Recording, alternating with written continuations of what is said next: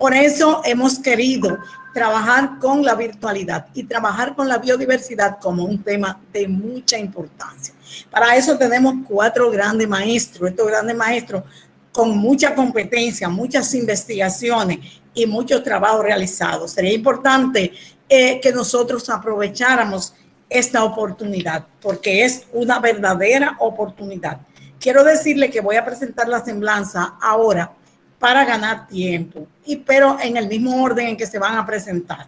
Primero Miguel, después Aridio, después Lolimar y por último Vladimir. Ustedes van a ver por qué Vladimir es el último.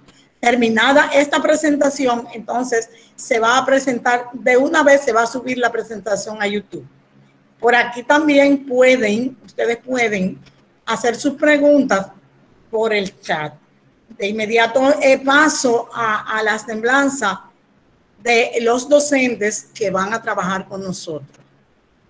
Pero no me ven, ¿verdad que no? ¿No la ven? Estamos viendo la portada inicial. Tienes que dejar de presentar. La portada se está mirando. No, tengo que compartir. Bien. Ok, ahora sí. Aquí vamos viendo a Miguel Ángel Guevara Costa.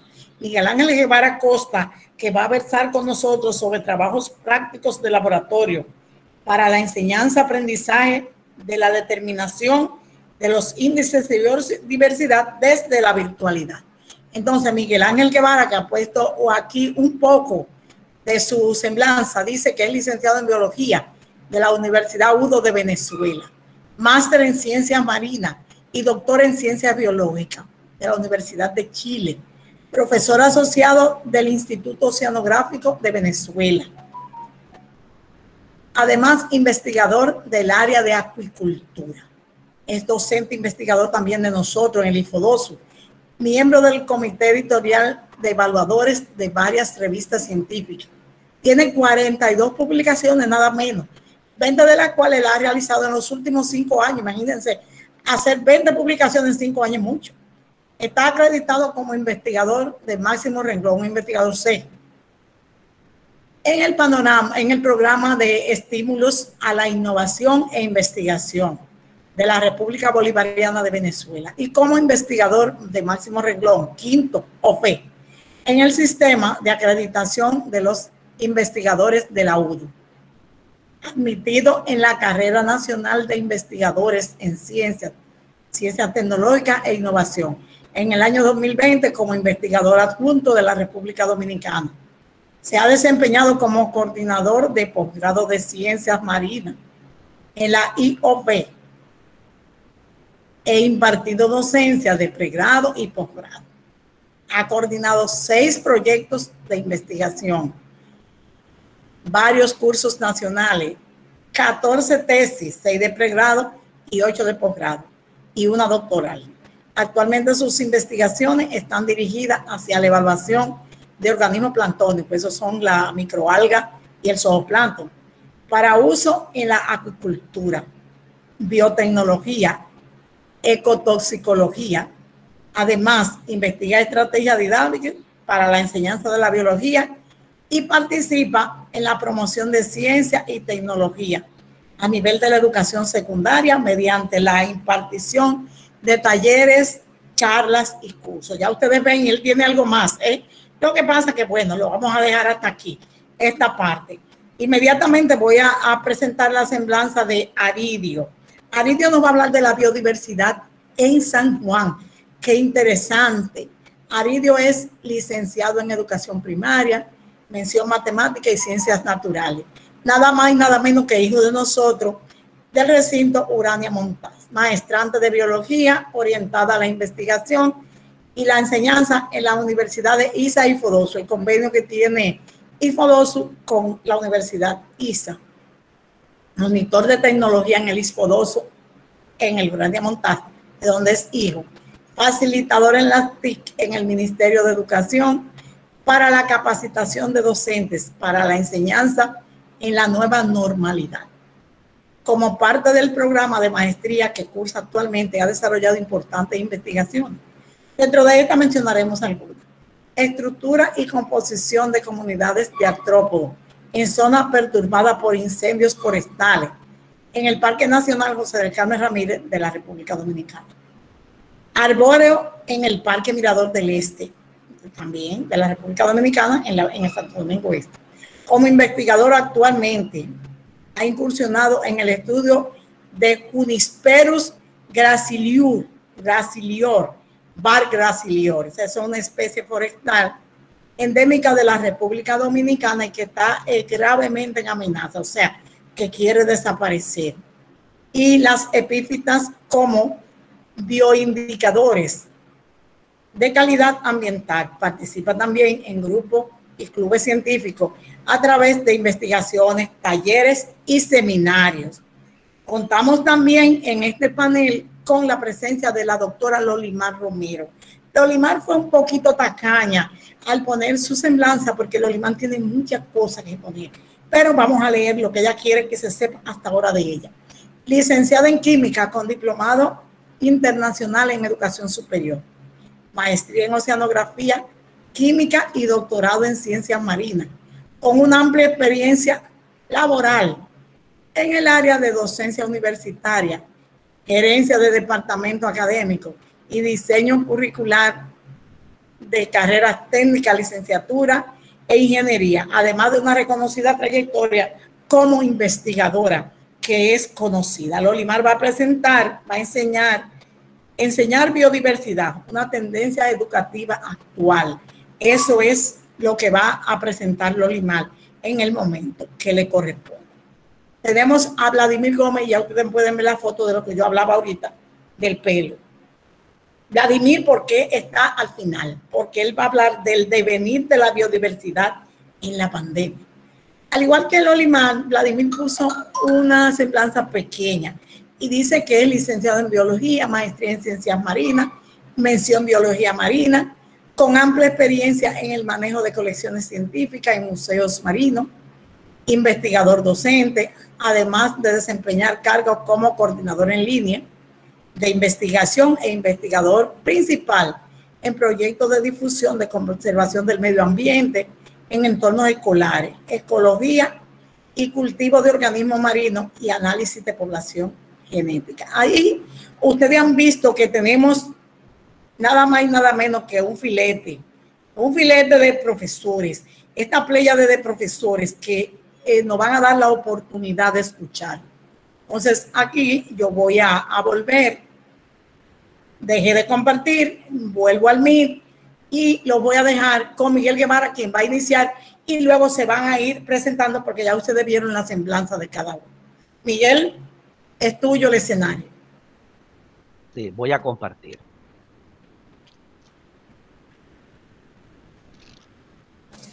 Ustedes me indican si se ve la pantalla, por favor. Sí, se ve. Sí. Sí, maestro.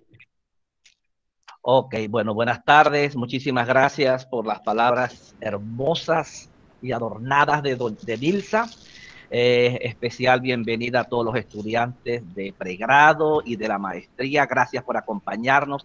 De eso se trata. Somos una familia, todos remando en la misma dirección, y hagamos nuestro esta gran feria pedagógica. Que la virtualidad que estamos viviendo, la pandemia, no sea excusa para aprender. Todo lo contrario, tenemos que ponernos cada día retos y superarlos. Y aquí estamos. Yo les vengo a echar una conversa, más que una conferencia, es más bien una invitación a poner en práctica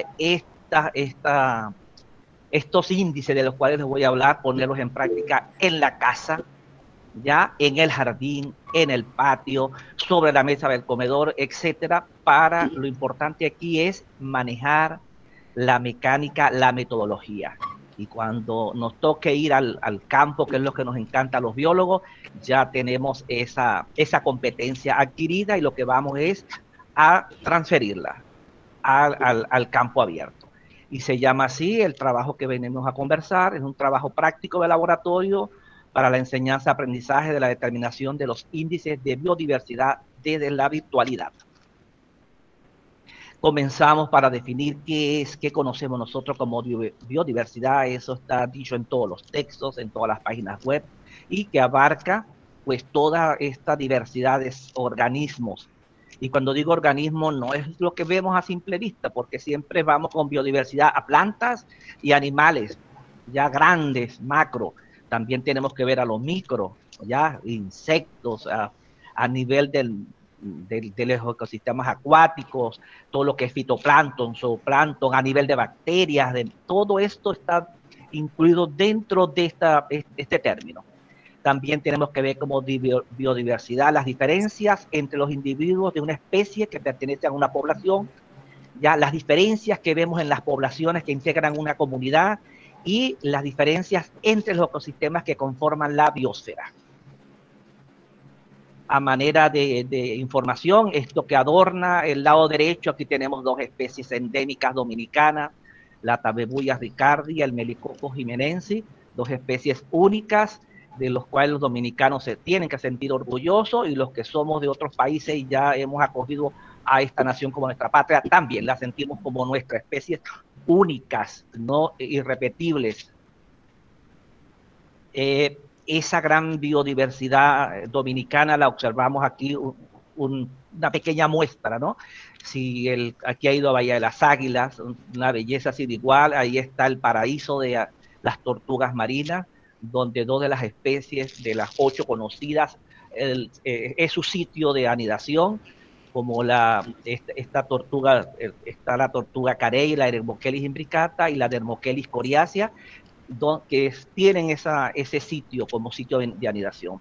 O si nos vamos a una zona más fría, más prístina en cuanto a montañas, a ríos, a corriente, el Valle de Jarabacoa, o si en un abrir y cerrar de ojo pasamos a las reservas científicas de Vano Verde, donde vemos hermosuras también como este trogón de la Española.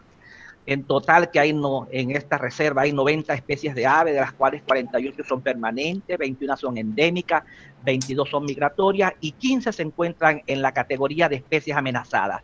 Y cuando decimos esa palabra no lo podemos decir tan alegremente, sino hay que ponerle un semáforo, una luz roja, porque está esa palabra latente, amenazadas, es decir, estamos a punto de perderlas. Ahora bien, eso que vieron anteriormente no va a estar toda la vida así, sino que el hombre en su día a día, ya en la falta de conciencia por las actividades que hace, está amenazando la biodiversidad del mundo y la biodiversidad dominicana, que es la más cercana que vemos. La tala indiscriminada, el vertido de efluentes, ya como aquí, o el cambio climático, sitios donde ya no llueve por las actividades humanas, o cuando comienzan a implantarse zonas en zonas de reserva, tecnología moderna. No estamos en contra de la tecnología, pero sí hay que sopesar si la tecnología va a destruir un ambiente, pues entonces nunca debería ser tomada en consideración. Tenemos el clima, las sequías, las inundaciones, zonas como la zona dominicana, que es una zona propensa a huracanes, donde el cambio climático que no quiere ser, hay que buscar la forma de seguir informando. Nosotros como maestros, es nuestra labor, mantener informado para que de una u otra forma a nivel mundial, como se dice, grano a grano, se llegue a la conciencia de evitar estos cambios climáticos bruscos y las consecuencias como esta que vemos aquí, que son las inundaciones. La extracción de arena, que la estamos viendo cerquita, aquí cerca de Nigua, donde toda esta ecología está siendo llevada, está siendo destrozada, la quema indiscriminada de vegetación para hacer carbón, o la extracción de la fauna silvestre, porque la gente quiere tener en sus casas una lorita, un cotorrito también. Una vez que están enjauladas, pues ya estos organismos no pueden ser liberados al ambiente, no se pueden reproducir, o simplemente también la destrucción de las dunas, por ser un país netamente donde el mayor ingreso viene por el turismo. Entonces, a fin de brindarle al turista una comodidad, es decir, que no se moje la punta de los dedos cuando está caminando por las dunas de arena, lo que hacen es rellenar, sabiendo que aquí hay una gran cantidad de organismos y además que son zonas, pueden ser zonas de anidamiento de tortugas. Otro factor que esa biodiversidad la está poniendo en tela de juicio, eso es la compra indiscriminada, sobre todo de animales de ornato tipo acuariofilia, entonces son dejados o abandonados en ríos, en riachuelos, como el Heterobranchus, este invasor, o que llegó al país porque las modelos querían verse cada día menos sin arrugas, y la dueña de casa, el estudiante, también quería estar sin arrugas. Entonces esta catina pública, que es el caracol africano, se salió de control, donde está consumiendo grandes sembradíos de yautía o de guineos, y también estas especies nativas, que no solamente es una especie invasora la que viene del exterior, sino la que va de una zona a otra. Llevarse especies de la zona oeste a este o viceversa también va a traer severos problemas a la biodiversidad.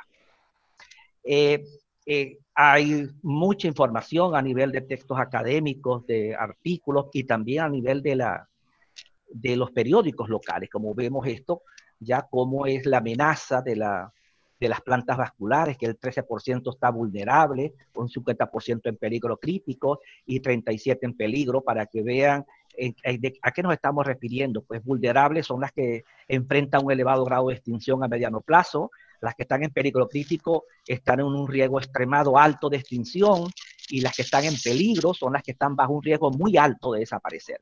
Entonces ahí encontramos especies endémicas, ya como la flor nacional, esta que está en el medio, la rosa de Valladolid, el ébano, tamarindo cimarrón, acacia, y las especies nativas en peligro de extinción, guayacán, la palma cana, cedro, roblillo.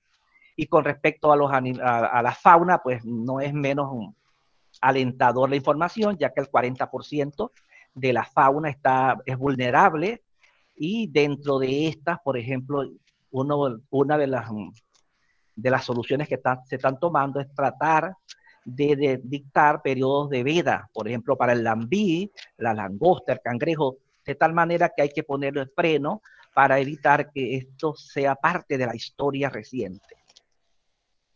Ahora bien, ¿cómo relacionamos esto con la charla? Bueno, nadie puede decir la información anterior si no conoce qué es la biodiversidad, porque nadie cuida lo que no conoce.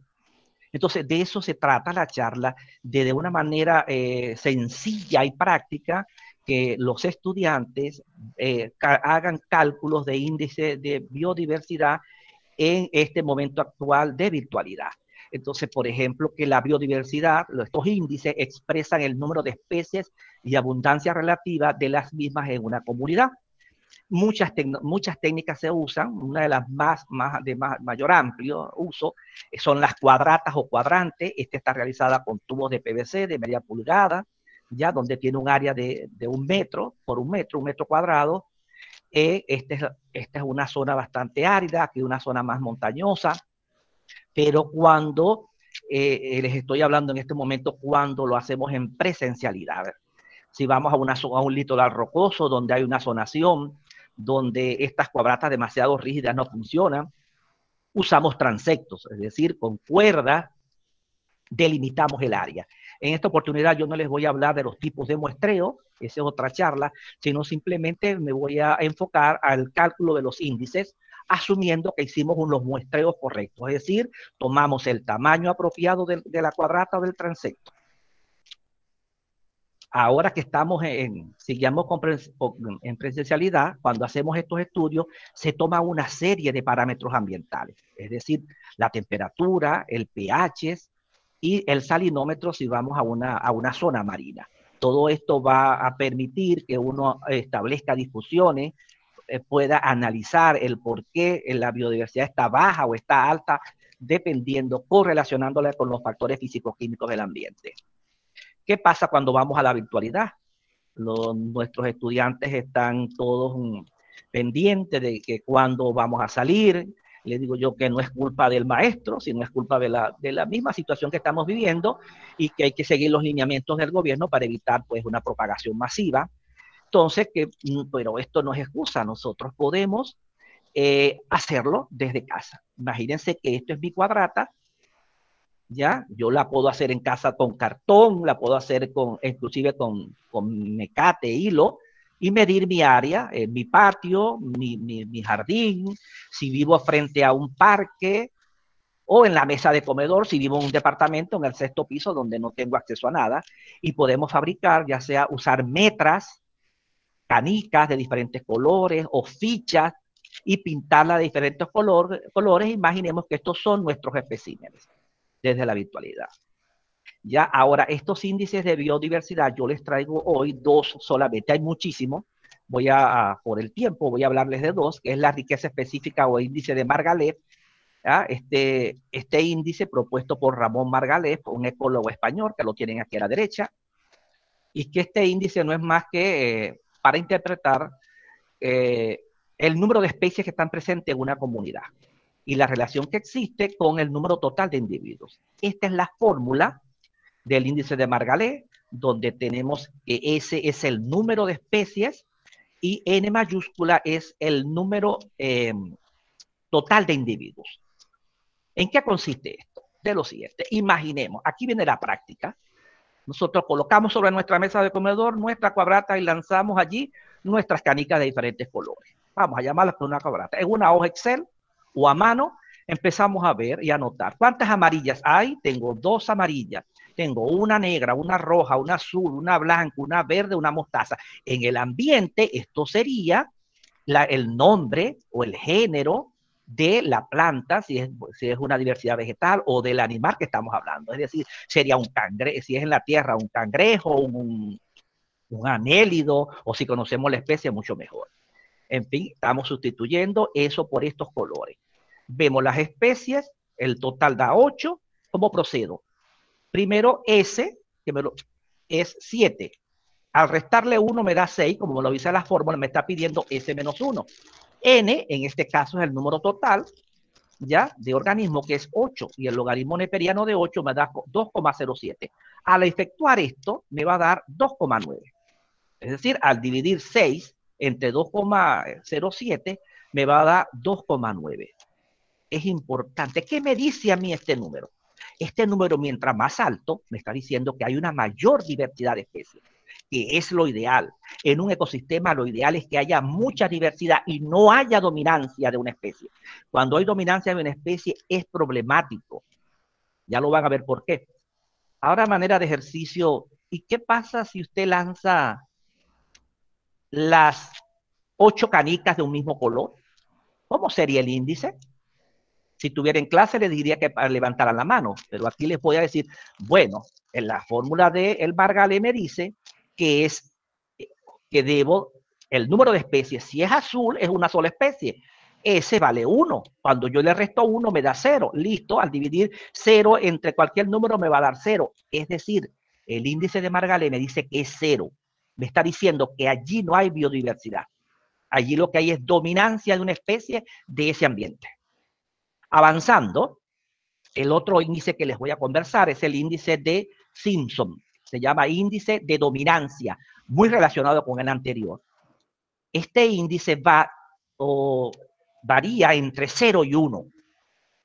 Cuando este índice, mientras más se acerca a 1, tenemos un problema, porque nos dice que hay dominancia de una especie. Por ejemplo, miren este río Sama, cuando pasamos por encima del puente acá, vemos la proliferación de lila de agua, donde ella, por su carácter invasor, ha ido arropando, inclusive tapando el espejo de agua y causando graves, severos problemas ecológicos, limitación de la luz, la demanda bioquímica de oxígeno, el libre tráfico de peces se ve, o inclusive de embarcaciones. Esto es dominancia. Entonces, lo que se busca es que no haya una dominancia. Siguiendo con Simpson, entonces, esta es la fórmula matemática, ¿ya? Donde igual usa el número de especies, el número total de organismos y el número de ejemplares por especie. Para que lo vean de otra forma, el índice de dominancia de Simpson es la probabilidad o da la probabilidad de que 2 individuos cualesquiera extraídos al azar pertenezcan a diferentes especies. Eso es el deber ser, que cada vez que yo pueda seleccionar un organismo al azar, lo ideal es que sea de diferentes especies y no de la misma especie. ¿Cómo lo vamos a ver, como decían en mi colegio de primaria, con manzanitas? Bueno, vamos a verlo nosotros con estos círculos de colores, imaginando que cada círculo con un color distinto es una especie. Y vamos a comparar 2 campos, un campo A, un campo B. Y nos preguntamos, ¿existirá dominancia de una especie en particular en cualquiera de estos campos? Ya lo vamos a ver. Primero, con nuestro Excel, empezamos a contar.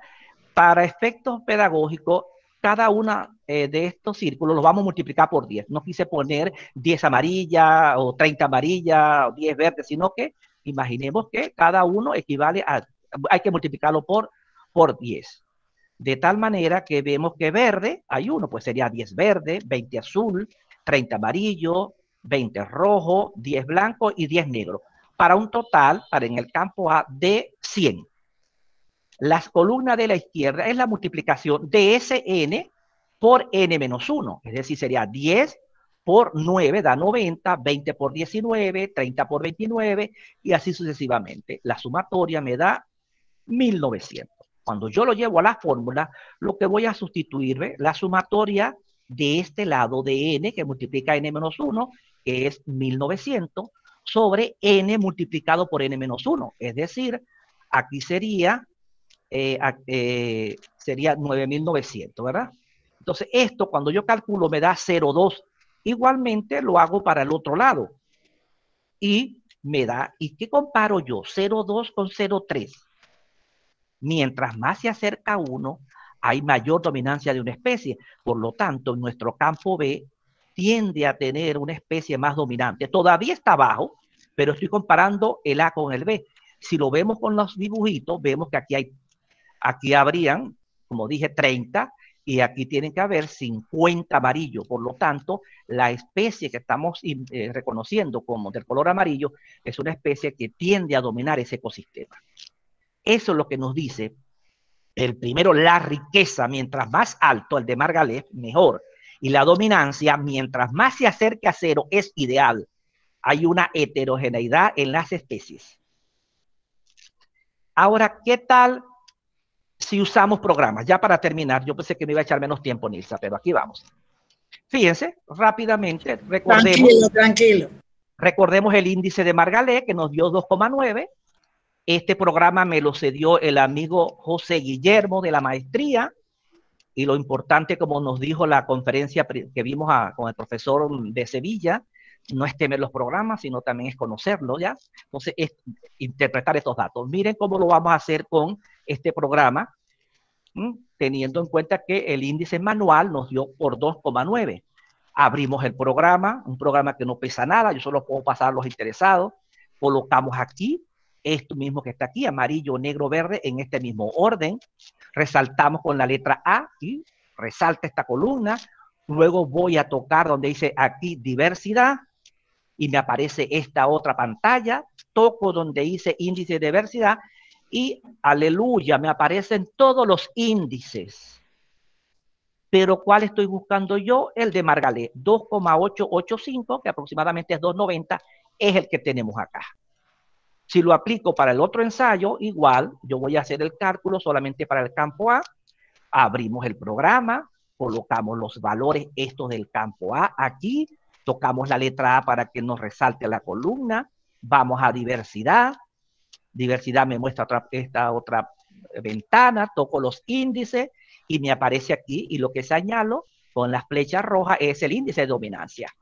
Entonces, fíjense que aprendiendo la metodología, ahora nos pueden soltar a nosotros en cualquier playa, montaña, sitio, porque dominamos ya la metodología. Y vamos a traer todos los inventarios y sentarnos a organizarlo.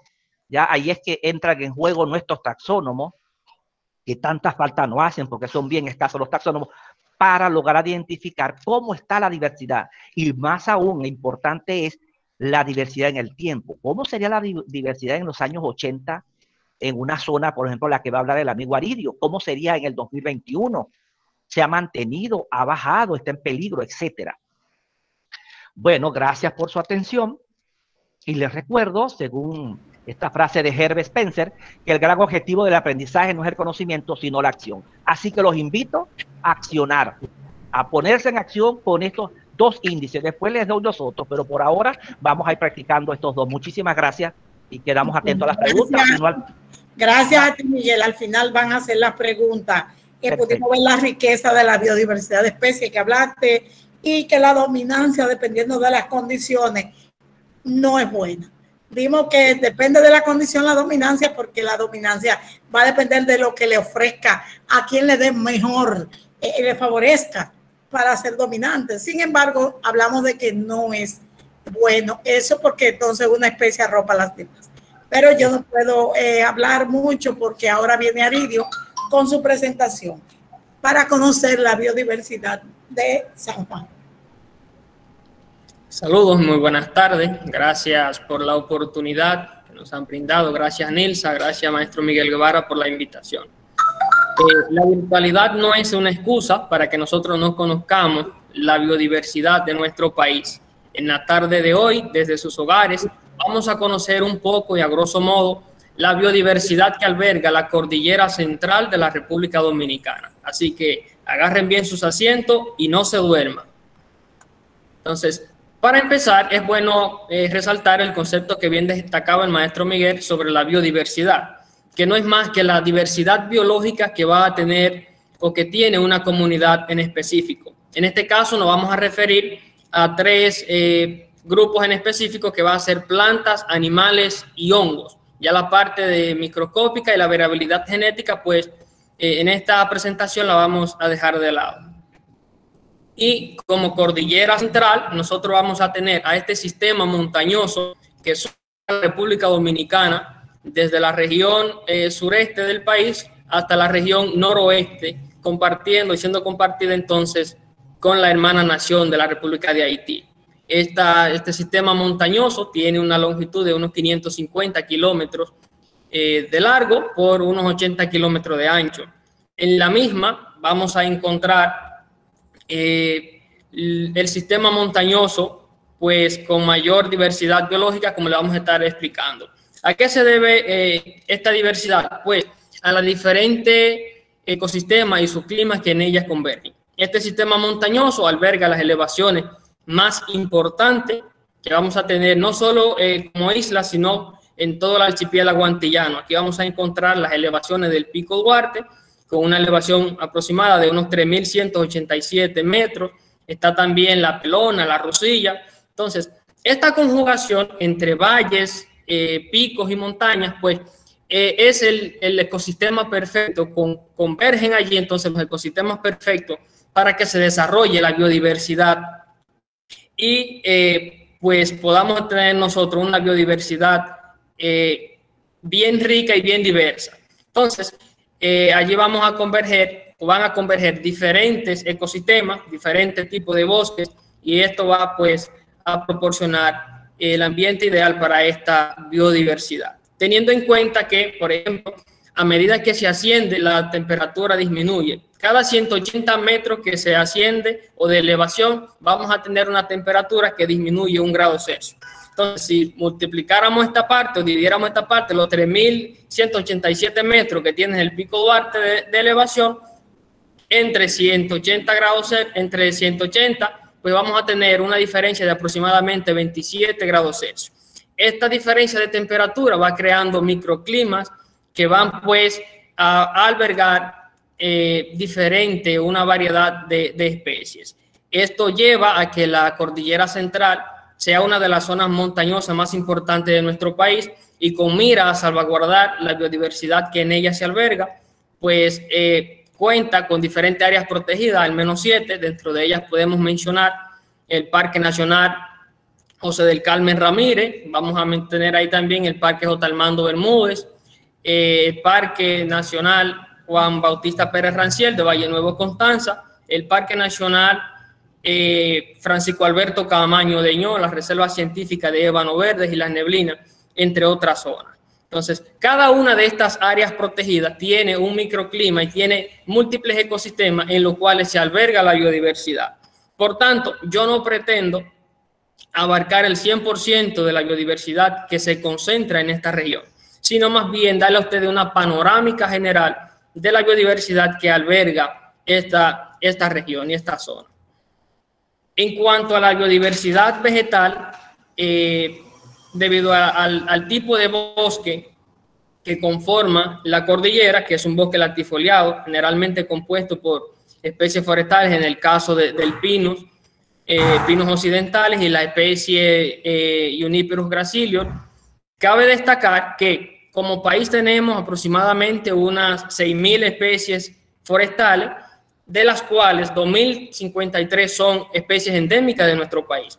Y aquí en la cordillera central, nosotros vamos a albergar aproximadamente el 60% de la diversidad de especies vegetales en las diferentes regiones y áreas protegidas que le hemos mencionado. En el caso del género del Juniperus gracilior, que es un género endémico de aquí de la isla, pues aquí en la cordillera vamos a tener y vamos nosotros a encontrar el Juniperus gracilior, var gracilior, que es una especie que, como bien mencionaba Nilsa ahorita cuando mencionó uno de los temas de nuestra investigación, pues está en peligro de extinción, y más que en peligro de extinción, está carente de estudio, que eso es otro punto que vamos a tratar de relucir antes de finalizar esta participación.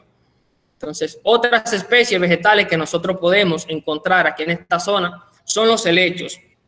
Hay una diversidad de helechos y de epífitas. Cuando hablamos de epífitas, nos vamos a referir a estas especies vegetales que crecen sobre otras, pero sin causar ningún daño hospedero o sin alimentarse de ellas.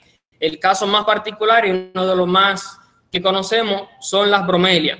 Nuestra cordillera alberga aproximadamente o más de 50 especies de bromelias, de las cuales todavía no se ha hecho ni el primer reporte ni el primer estudio. Son los avistamientos en las excursiones que hemos tenido a la zona.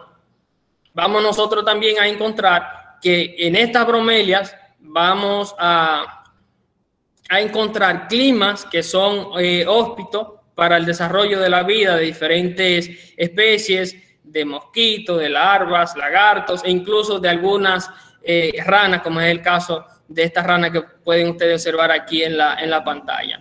Entonces, esta bromelia, además de servir de bioecosistemas, son bioindicadores de la salud ambiental debido a que no se alimentan como el resto de la planta, que es por sus raíces, sino más bien que se alimentan por absorción a través de las hojas, y esto pues nos indica qué tan saludable se encuentra el ecosistema.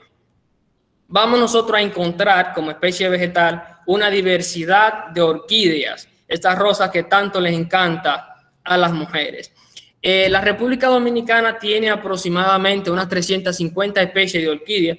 De ellas, aproximadamente 150 especies están o existen en la cordillera central, y muchas de ellas pues son endémicas, pero debido a la carencia también de estudio y de trabajo de investigación científica, no se tiene a ciencia cierta un número exacto de la diversidad que tenemos ahí. Entonces aquí tenemos todo un mundo por descubrir en el mundo de las orquídeas. Esta imagen que vemos aquí a la derecha pues han sido colectadas a través de unos avistamientos que hemos estado teniendo de manera reciente. Entonces, como parte, vamos a mencionarlo aquí en esta categoría de vegetal, pero está viendo que tiene su reino aparte, es la diversidad de hongos que tenemos en nuestra cordillera, aún también vírgenes de estudio.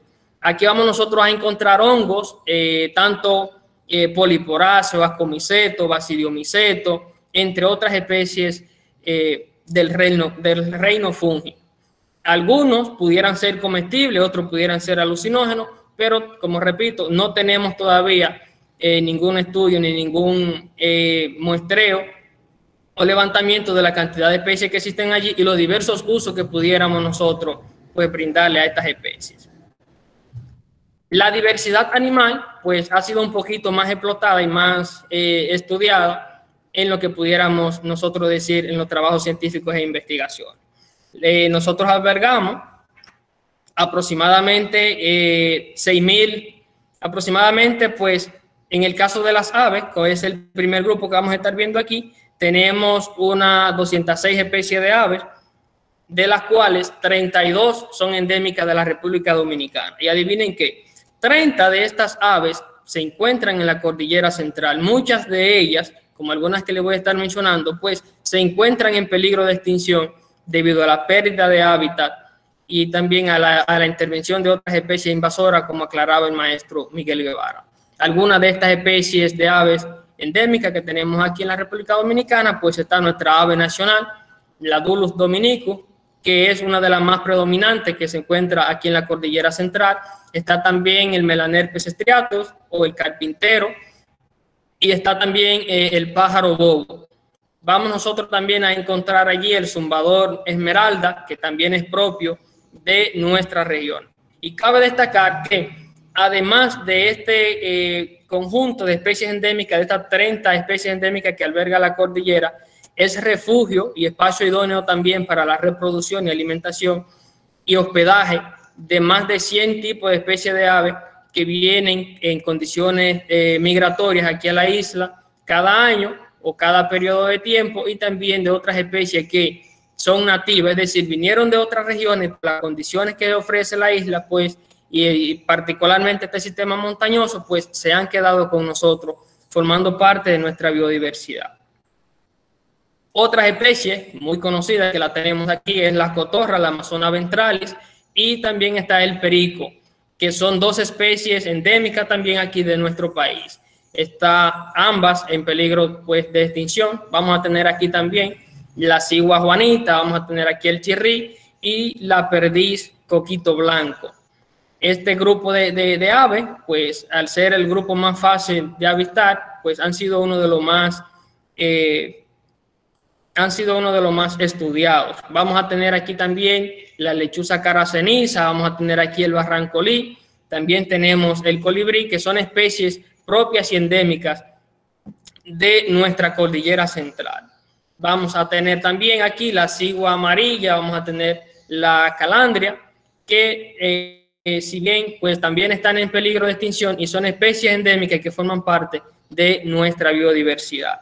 Ahí vamos a tener también el buteo jamaicenis y otras especies que no queremos abundar mucho más en ella. En el caso de los artrópodos, que es uno de los grupos que apenas tenemos 2 trabajos en esta cordillera, pues vamos a encontrar nosotros un conjunto de especies, tanto de coleópteros, hemípteros, lepidópteros, miriápodos, crutáceos, entre otras especies que pertenecen pues a este reino animal. Actualmente no tenemos un inventario de cuántas especies tenemos aquí en la cordillera central, pero sí tenemos a ciencia cierta en el último informe que en la zona que estuvimos realizando, que aproximadamente 54 familias pues se detectaron en un área no menos mayor a los 20 kilómetros cuadrados. Es decir, a una ínfima parte pudimos detectar una riqueza no mayor a unas 54 especies.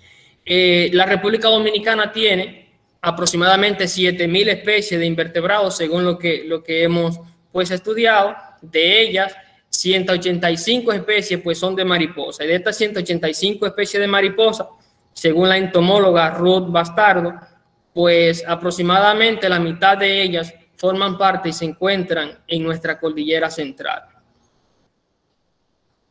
De los reptiles, la República Dominicana, el 89% de los reptiles que alberga la isla son endémicos. De este 89%, el 82% son endémicos de la cordillera central y que podemos encontrar en la cordillera central, destacando allí algunos de los géneros más destacados, que es el Anolis y el Celetus, y algunos ejemplares pues de la culebrita sabanera. Vamos nosotros también a encontrar una riquísima diversidad de anfibios. El 96% de los anfibios de la República Dominicana son endémicos. Aproximadamente el 90% se encuentran y forman parte de la cordillera central. Pero, ¿qué está pasando? Así de manera silenciosa y masiva estamos perdiendo nuestra biodiversidad. ¿Cómo sucede esto y cuáles son los factores principales? El primero de ellos, la deforestación. El hombre, con tal de encontrar terreno disponible para la agricultura, está acabando con la biodiversidad de nuestra cordillera. Y la principal factor de esto es que estamos perdiendo una biodiversidad que ni siquiera conocemos. Entonces, allí tenemos todavía cientos y quizás miles, me atrevería a decir, de especies que tal vez son endémicas de nuestro país y que ni siquiera conocemos y todavía no hemos explotado ese patrimonio y no lo tenemos y ya empezamos pues a perderlo a causa de la deforestación, a causa de la quema de árboles para carbón y uno de los fenómenos más agravantes, que son los incendios forestales.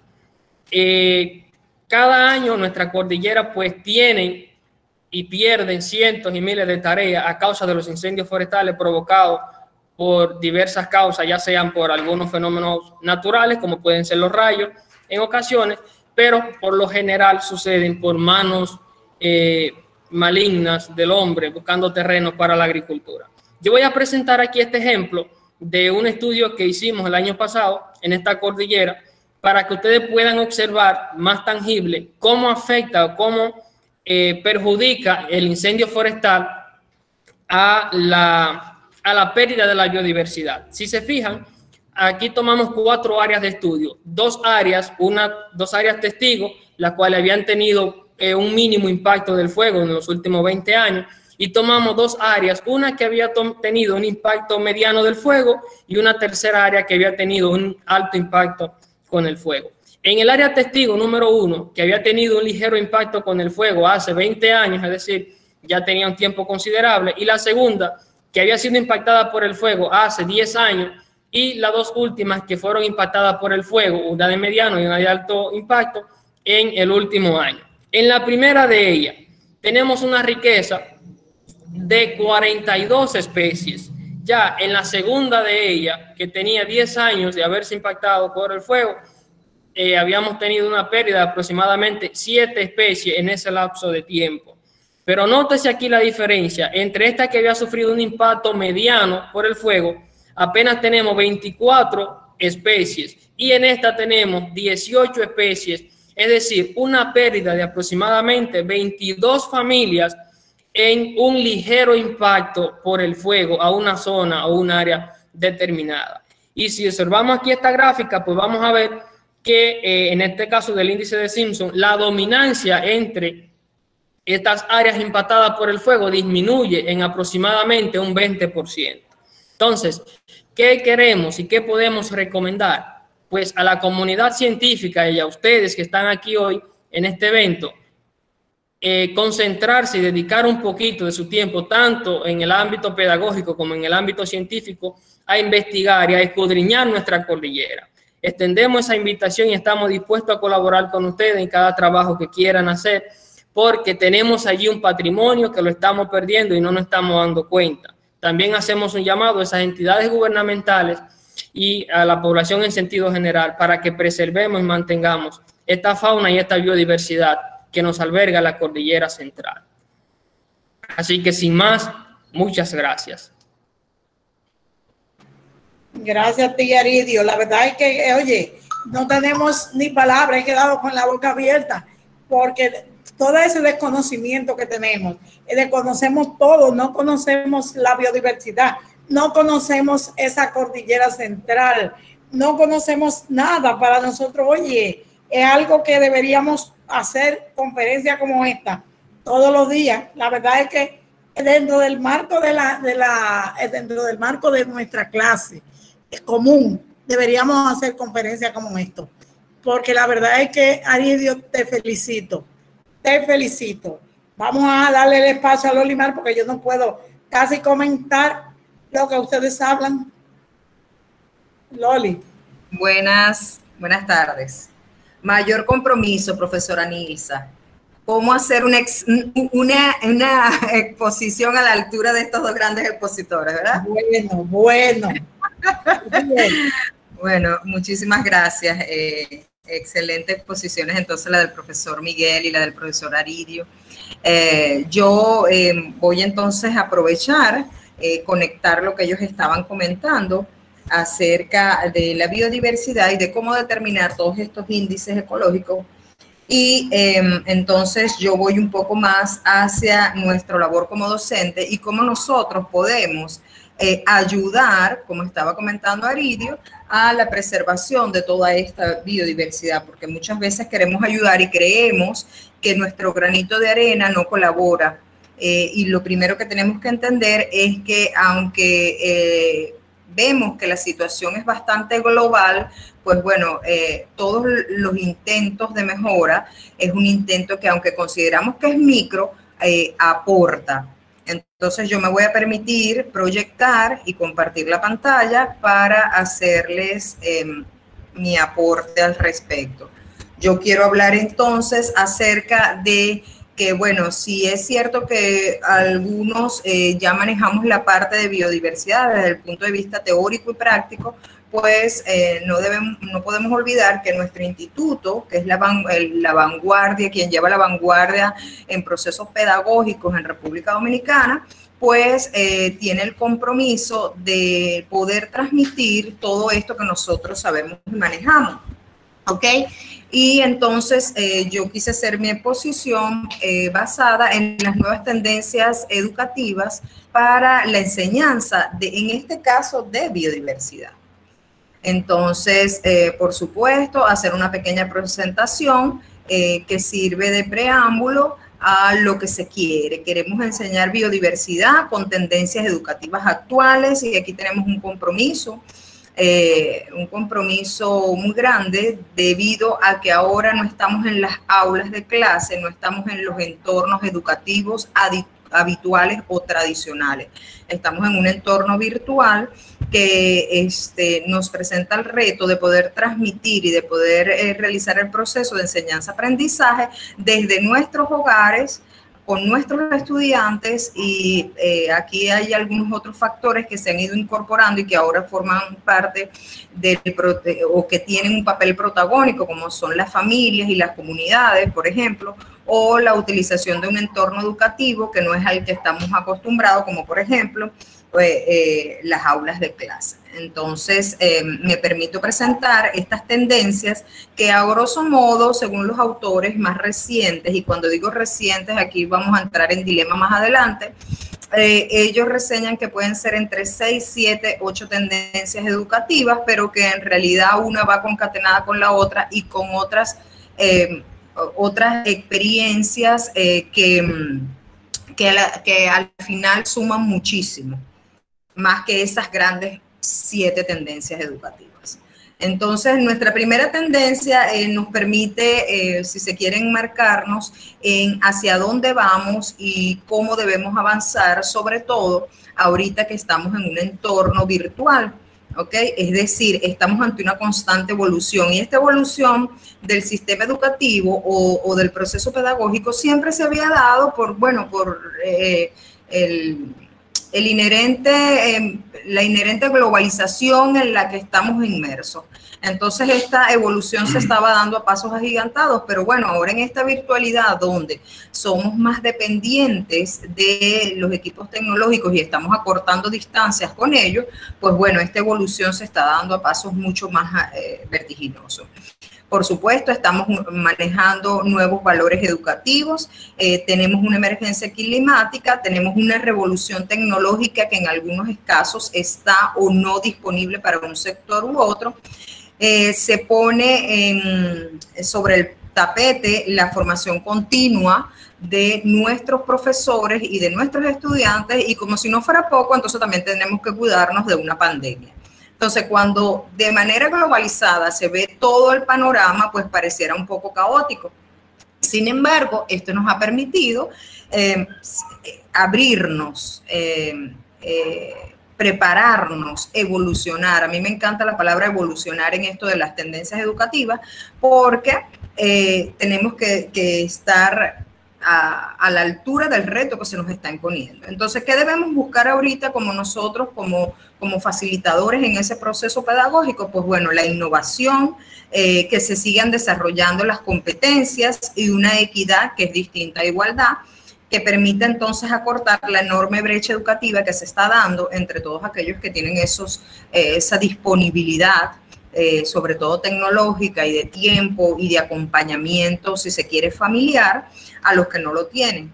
A mí me gusta muchísimo esta imagen que coloqué del lado izquierdo, donde dice que innovar no es solo cambiar la tiza por el uso de la tablet, sino que implica la innovación en los currículos educativos, implica la innovación en los recursos que estamos utilizando, en las estrategias que estamos utilizando y hasta en los criterios de evaluación que han estado muy en boca de juicio con esto de la virtualidad. No les quiero ahondar más, si quieren al final, cuando en la sesión de preguntas seguimos discutiendo. Pero me gusta la idea de que nuestros educadores o que nuestros educadores, los que van a ir posteriormente a las aulas post pandemia, pues tendrán que dar respuestas a cambios multidisciplinares y multidimensionales, y por lo tanto ellos tienen que estar preparados a ese reto, ¿sí? Entonces aquí tenemos que hablar un poco de la responsabilidad digital, es decir, al uso responsable de la tecnología, ¿ok? Entonces tenemos que hablar de los distintos avances tecnológicos que se están dando todos los días, al autoaprendizaje, y esto tiene que ver con que ahora los aprendizajes se están dando en entornos escolares, lo que nosotros llamamos tradicionales y no escolares, una relación espacio-temporal que debemos manejar con muchísimo cuidado, porque una de los problemas que viene asociado con la virtualidad es que ahora estamos como que invirtiendo muchísimo más tiempo para poder desarrollar las competencias en nuestros estudiantes, y eso está trayendo algunos problemas, además de las brechas socioeconómicas de las que estábamos hablando anteriormente.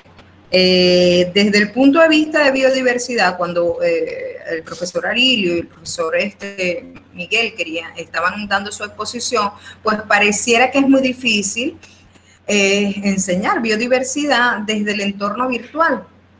Ok, pero entonces aquí es donde hay que ser astutos e incorporar una serie de recursos, y hay que entonces saber cuál es la verdadera responsabilidad que tiene el profesor en todo esto, quien considera la vida digital de sus estudiantes como una parte importante e inseparable de la educación y que pone los medios para mejorarlo. Y esto lo quiero dejar a discusión porque, bueno, algunos de nuestros profesores limita un poco, por ejemplo, el uso de algunos equipos tecnológicos cuando estamos en el entorno presencial, y fíjense ahora cómo estamos dependiendo de ellos, ¿sí? Entonces tenemos que ser profesores digitalmente responsables. Entonces, bueno, para enseñar biodiversidad, mire, se ha demostrado que las experiencias prácticas simuladas ayudan muchísimo a llenar un poco los vacíos que se están presentando porque estamos en un entorno virtual, y entonces aquí tenemos simuladores de estudios de campo, la tecnología con acceso libre, lo que es muy importante, las aplicaciones de autoaprendizaje y coaprendizaje con todo esto del aprendizaje social, y por supuesto la responsabilidad digital que cada uno de nuestros estudiantes y profesores puedan tener. Otra estrategia sería, entonces, disculpen, entonces para seguir en este mismo orden, pues aquí hay muchísimos recursos que nosotros, chicos, me está diciendo el profesor Vladimir que deje de presentar, ¿sí? Sí, es cierto. Ok, voy nuevamente. No se ve nada, Loli, de tu presentación. Ok, vuelvo. Sí, debe ser que esto me... Sí, por favor, me avisan si pueden ver mi presentación. Sí, maestra. Sí, ok, chévere. Entonces, como les estaba diciendo, sí, gracias. Como les estaba diciendo, pues existen muchísimas herramientas que nosotros podemos utilizar para enseñar biodiversidad desde la virtualidad. Y estamos hablando desde simuladoras, como desde revistas como por ejemplo Khan Academy, que siempre tiene artículos súper interesantes para la discusión de este tema. Khan Academy no es precisamente el mejor ejemplo con respecto a acceso libre, porque quizás se necesita una membresía, pero sí es cierto que se pueden obtener algunas opciones por allí gratuitas. Mosaic, Labster y Sinoid también son algunas, tienen acceso libre hasta cierto límite. Ahora bien, estamos también como una nueva tendencia la educación STEAM. Esa educación STEAM pretende preparar en competencias y habilidades con pensamiento sistemático, creativo y pensamiento crítico. Es decir, lo que se plantea es incorporar las competencias blandas y la educación emocional al proceso, si se quiere, de aquellas ciencias que son un poco más prácticas, que son un poco más duras, como la biología, la química, la matemática. Y en el área entonces de la biología, pues nosotros tenemos una gran oportunidad de emocionarnos cuando estamos impartiendo y cuando estamos desarrollando el proceso pedagógico. Es decir, en este caso, los estudios de caso, los saberes contextualizados y el resguardo, por ejemplo, de especímenes, como son, por ejemplo, bancos de semilla o algunos otros herbarios, ¿ok? Cuando el estudiante experimenta la emoción de aprender y vivir el estudio de la biodiversidad, eso va marcando la diferencia de cuando un estudiante está encajonado o enmarcado en un aula entre cuatro paredes. ¿Ok? Entonces, lo importante es vivir experiencias que te permitan atrapar al estudiante, enamorarlo. En esta virtualidad quizás es un poco difícil, pero fíjense que estas 3 imágenes que tengo del lado derecho de la pantalla son imágenes, son capturas de museos de historia natural en Francia, en Australia, los Estados Unidos, que abrieron las puertas de los museos, pero de manera virtual. Y entonces esas son colecciones que podemos utilizar para la enseñanza de biodiversidad desde el entorno virtual. ¿Ok? Una nueva estrategia está relacionada con el juego, con la gamificación, con la transdisciplinariedad y con la creación. ¿Por qué? Porque, bueno, realizar o desarrollar el prototipado, que no es más que crear prototipos y que ellos puedan ir experimentando el método científico sin saber, es decir, realizar sus hipótesis, planificar, analizar sus resultados y volver a replantear lo que ellos hicieron inicialmente, pues le permite a ellos ir afianzando ese proceso, ir afianzando esos conocimientos con el quehacer diario. Por lo tanto, esa nueva estrategia de ir haciendo, jugando y creando permite que el estudiante sea el protagonista de su propio proceso. En biodiversidad podemos echarle entonces la mano a algunos recursos, ¿ok? Como por ejemplo EduPlay. Hay algunos trabajos que han reportado las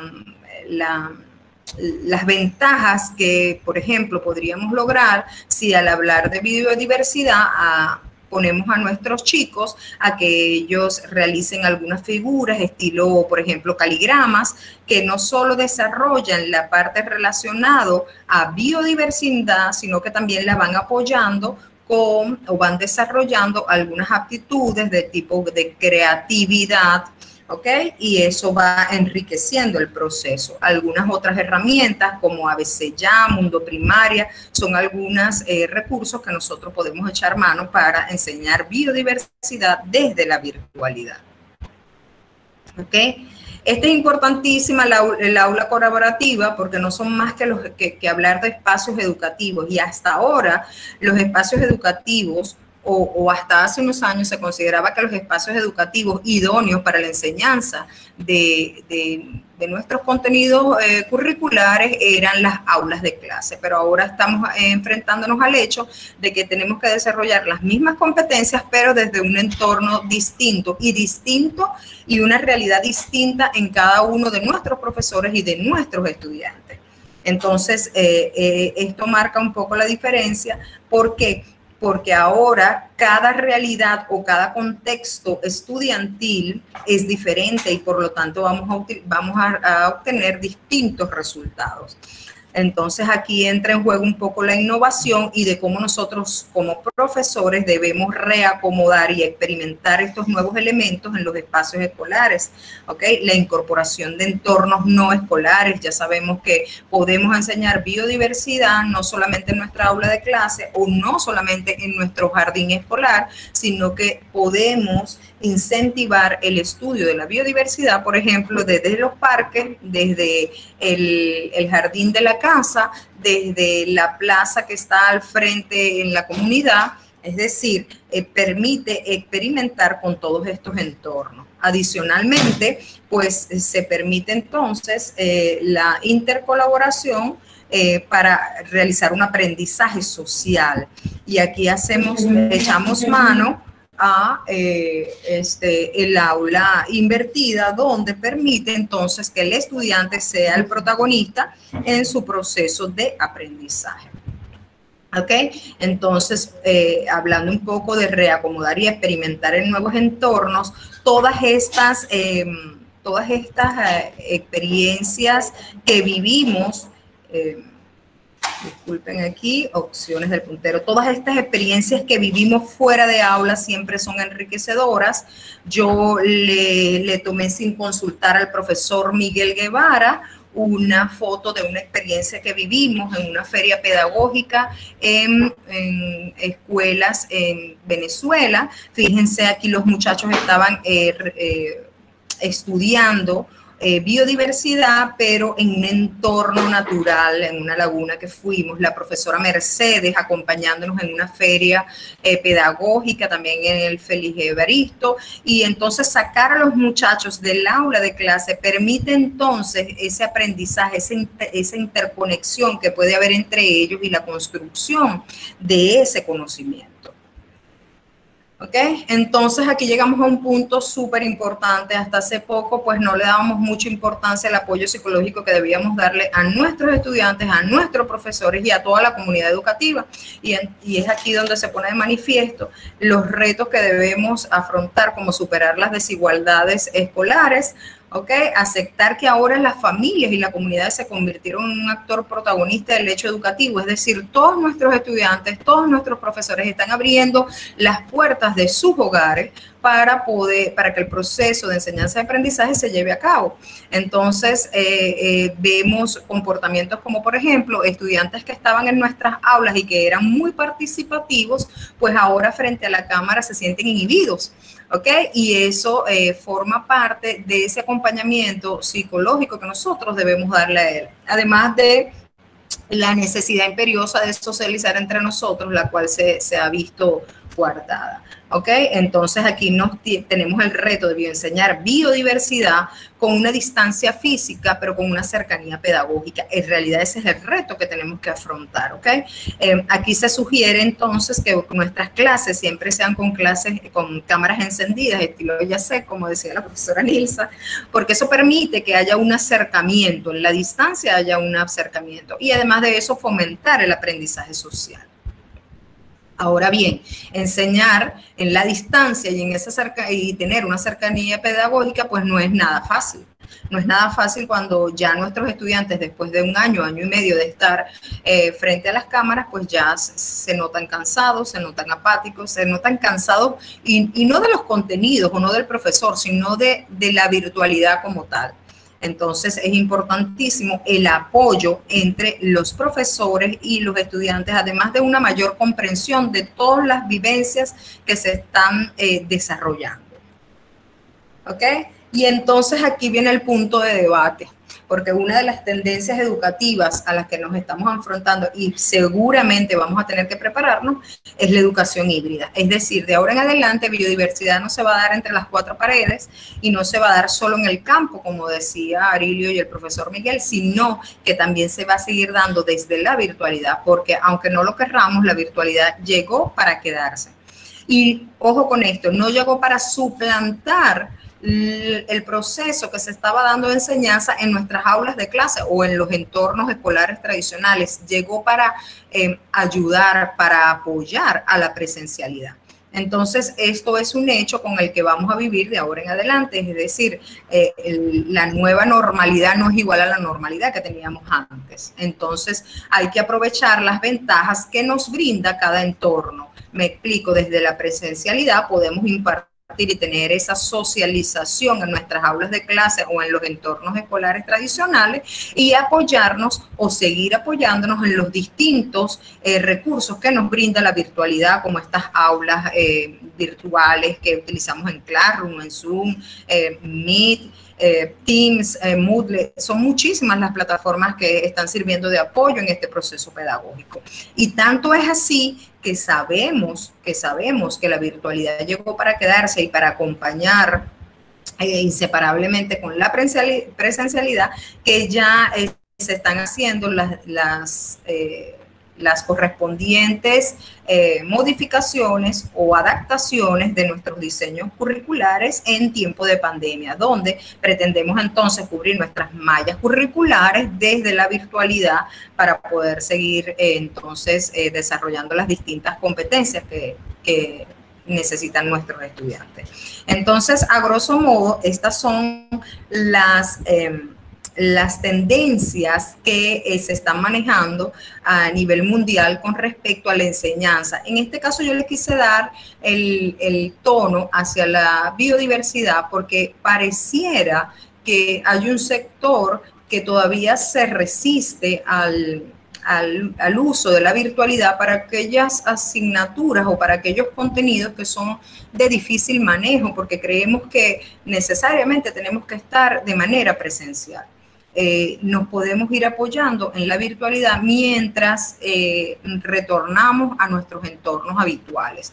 Al principio será un poco más complicado, tendremos algunas medidas que debamos tomar, pero creo que poco a poco podemos ir complementando los dos entornos. No me quiero despedir sin leerles este bello refrán: la mejor herencia que podemos dejarle a nuestros hijos es el amor. Fíjense bien en la parte afectiva, el conocimiento, que es la parte cognitiva, y un planeta en el que puedan vivir. Es decir, entonces con la parte afectiva y la parte cognitiva podemos vivir en un planeta sano y, por supuesto, biodiverso. Muchísimas gracias. Loli, quiero quedarme con dos cosas que dijiste. La biodiversidad con distanciamiento físico, pero con cercanía pedagógica. Eso es importantísimo. Y que la virtualidad no vino a suplantar, vino a ayudar. Me voy a quedar con esas dos cosas tuyas para proseguir con Vladimir. Muy interesante, excelente. Vladi. Hola, buenas tardes. Gracias por la invitación. Felicitaciones a los aportes que hicieron los compañeros anteriores. ¿Se escucha? Sí, sí. Okay. Les comentaba que estoy hablando desde el celular porque el audio del computador hace rato está echando broma, no he tenido la oportunidad de llevarlo a arreglar porque sería dejar de dar clases. No sé qué tiempo pueden durar en arreglarlo, pero esto me ha funcionado. Ok, ya los compañeros que me precedieron adelantaron bastante sobre el tema, y qué bueno, porque ya el terreno está como abonado. Ok, entonces les voy a hablar. ¿Se ve la presentación? No se ve todavía. Se ve que estás presentando, pero no se ve la presentación. Un segundo. Ahora sí. Empezó por el final. Se ve al final, sí. Empezó por el final, qué bueno. Sí, una de las gracias todavía. Sí, un segundo.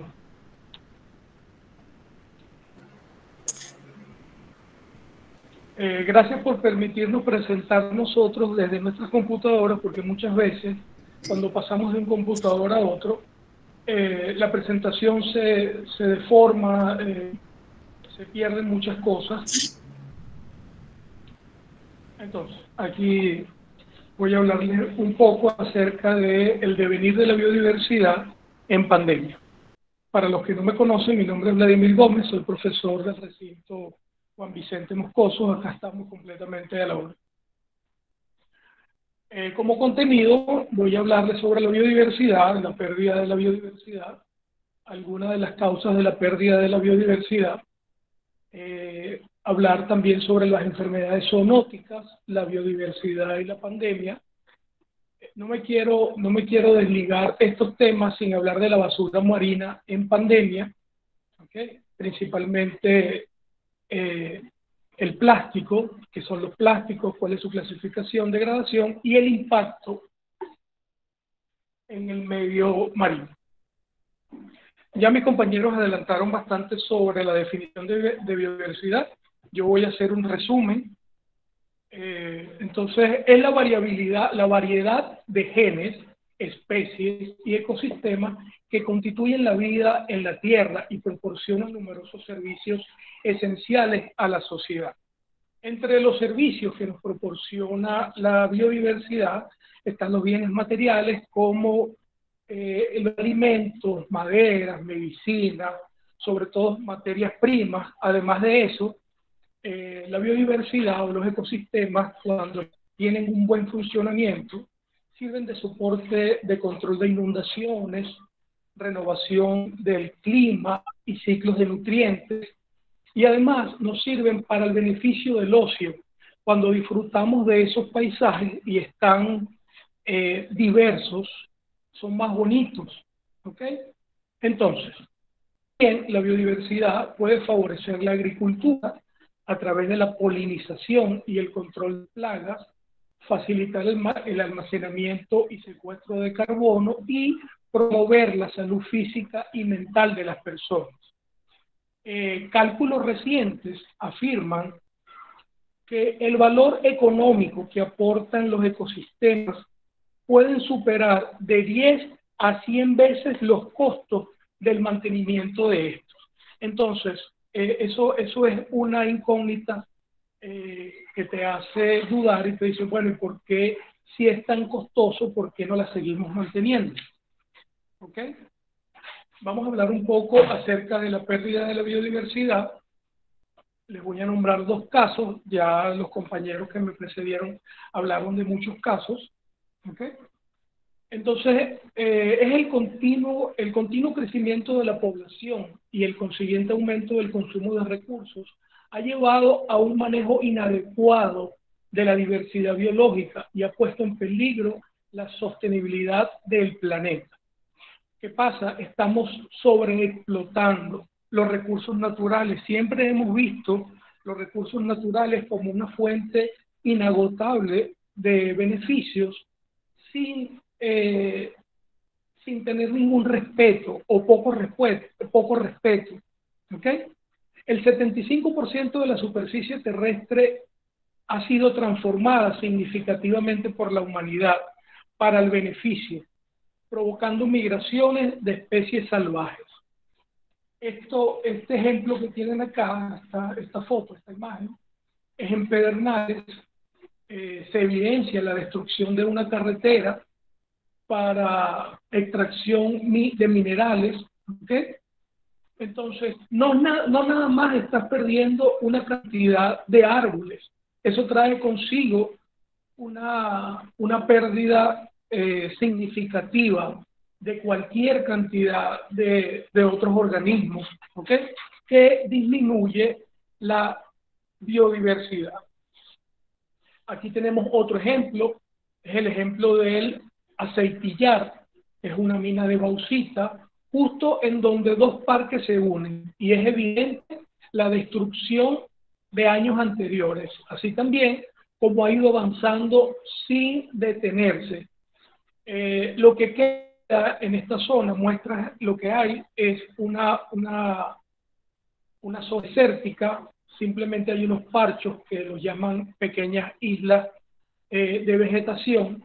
Aquí se muestra cómo ha sido afectada una gran cantidad o una extensa cantidad de tierras que ha sido talada y muchas veces quemada. Los compañeros hablaban que también está la deforestación para el uso de carbón, y muchas veces esto no tiene control, ¿ok? Se hace de manera ilegal. Acá les muestro una pequeña imagen de la lista roja de la Unión para la Conservación de la Naturaleza, donde dice que más de 37.400 especies están amenazadas de extinción. Es decir, el 28% del total de las especies evaluadas hasta hoy están amenazadas. Este es un caso mundial, ¿ok? Entonces, 41% de anfibios, 26% de mamíferos, 34% de coníferas, 14% de aves, tiburones y rayas un 36%. Me llama poderosamente la atención que a los lugares que he visitado aquí en República Dominicana, a las pescaderías, me dicen que no tienen cultura de comer peces cartilaginosos, llámense rayas y tiburones. Me llama la atención, ellos dicen que tienen un alto contenido de mercurio, pero por otra parte, en la lista roja, viendo el aspecto en cuanto al caso de Dominicana, hay un tiburón que está en peligro a nivel mundial, y si aquí no hubiera un consumo o comercio, no se estuviera considerando en riesgo, es el tiburón martillo. ¿Ok? A pesar de que dicen no tener cultura, debe haber algún tipo de comercio ilegal. También resaltan 33% de los arrecifes de coral y un 28% de crustáceos. Llama también poderosamente la atención la venta excesiva de langostas. ¿Okay? La venta excesiva de, nosotros llamamos cangrejos azules, es un cangrejo grande. Cada lugar que he visitado, que he tenido la oportunidad de visitar, en las carreteras aparecen ensartes, lo llamamos nosotros, es una vara donde están una cantidad inmensa de cangrejos apilados. No sé qué especie venden, pero es evidente esa venta de esos crustáceos, ¿okay? A pesar de que hay veda para la langosta, pareciera que no. He preguntado, he indagado, en verdad que no he ido a instituciones públicas para saber sobre el tema, pero me llama la atención y dicen, no, lo que pasa es que la venden a escondidas. Y para mí no es escondido, porque tú pasas por la autopista Las Américas, para acá, cuando vienes de Santo Domingo para San Pedro, y por lo menos hay unos 5 o 6 vendedores vendiendo langosta, y tú dices, bueno, ¿y dónde está la veda? Discúlpeme que me pare ahí, pero son cosas que me han llamado bastante la atención. Entonces, entre las causas de la pérdida de la biodiversidad, ya lo habían comentado los compañeros, tenemos la sobreexplotación del medio natural, la pérdida de los hábitats de especies. Ahí estás perdiendo la parte forestal y estás perdiendo toda la cantidad de organismos que les sirve de hábitat a estas plantas. La contaminación del medio ambiente, la introducción de especies exóticas invasoras y los efectos del cambio climático. Todo esto promovido por actividades de tipo antropogénico. Hablemos un poco de las enfermedades zoonóticas. Las enfermedades zoonóticas son aquellas enfermedades que pueden transmitirse entre animales y seres humanos y que son provocadas por virus, bacterias, parásitos y hongos. Son transmitidas por contagio directo con el animal enfermo y a través de algunos fluidos corporales como la orina o saliva, o por la presencia de algún animal intermedio, como un mosquito en el caso de la malaria. También se pueden transmitir este tipo de enfermedades cuando se consumen productos de origen animal sin control sanitario. Muchas veces, para abaratar los costos, y de repente tú dices, bueno, es razonable porque te estás ahorrando un dinero, pero a la final, como dicen, lo barato sale caro. ¿Por qué? Porque esa carne que no tiene control sanitario puede tener algún tipo de estos patógenos y puede provocar enfermedades, ¿ok? Entonces, hablemos un poco, es el tema central, que es lo que nos interesa, de la biodiversidad y las pandemias. Vale, mira, yo noté lo que tú necesitas. Dígame yo que ya hay una lonchera ya. Existe una fuerte correlación entre la pérdida de la biodiversidad y una mayor vulnerabilidad. Perdona. Escúchame. Hay alguien que tiene su micrófono prendido que está interfiriendo con la presentación de Vladimir. Por favor, apáguelo. Discúlpame, Vladimir. Ok, no te preocupes.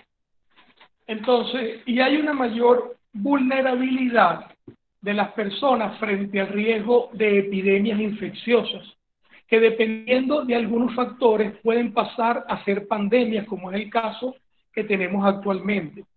¿Cuáles son estos factores? Estos factores tienen que ver mucho con la densidad poblacional, y tenemos una población muy grande, muy densa. Ahorita la comunicación mundial es muy rápida. Tú puedes tomar un avión ahorita y estar en los Estados Unidos en poco tiempo. Entonces, esa movilización de esa población fue lo que llevó a que esta epidemia pasara a ser una pandemia a nivel mundial. ¿Ok? Entonces, las enfermedades zoonóticas son muy antiguas. Estas tienen origen desde la domesticación de especies, y hemos estado siempre en contacto con este tipo de enfermedades. ¿Qué pasa? Que hay unas más fuertes que otras, hay unas que hemos soportado. Incluso hemos convivido con virus como el de la gripe, el de la influenza, y con el tiempo, a medida que va avanzando la medicina, o incluso que van pasando de generación a generación, quizá se puede crear algún tipo de respuesta de defensa contra estos organismos. Me llamó poderosamente la atención esta gráfica porque fue reportada con el primer lugar República Dominicana como el país en la zona del Caribe, y en segundo lugar como el país de Centroamérica con mayores casos de coronavirus. Esto fue el 8 de julio del 2020. También me llama la atención, hay un rechazo hacia las vacunas, porque todavía, a pesar de que se ha avanzado en esta materia, la gente tiene miedo, se ha dicho tanto de las vacunas, y por eso la población, me imagino, que a pesar de los esfuerzos del gobierno, todavía hay muchas personas o un gran porcentaje de la población que no se ha puesto la vacuna por esa misma incertidumbre. Quisiera hablar un poco que a partir de esta pandemia se ha generado mucha basura marina, ¿okay? Y la basura marina es cualquier material sólido de tipo antropogénico, fabricado o procesado, que ha sido arrojado, botado o abandonado en el ambiente, incluyendo todos los materiales arrojados al mar, en las costas, o directamente arrastrados hacia el mar por los ríos, desagües, lluvias, olas o vientos. Me llama también la atención de que hay personas que dicen haber generado un tipo de conciencia con respecto a lo que nos está ocurriendo, y nuestros actos son distintos, porque no sé si a ustedes les ha pasado, yo camino por cualquier lugar y siempre me topo con una cantidad de mascarillas en el piso. No sé si al final podemos debatir esto y me dan sus opiniones al respecto, pero no dicen que van a ser más amigables con el ambiente, y al final la evidencia es otra. Pareciera que no están creando esa conciencia, que es hora de estar en armonía con el ambiente, porque dependemos directamente de los recursos naturales y de la biodiversidad, y merece estos ecosistemas estar en equilibrio o buscar el equilibrio, ¿okay? Para nuestro beneficio y el de ellos. Entonces, el plástico es el tipo más común de basura marina. Hasta el 80% de la basura marina se compone de plástico.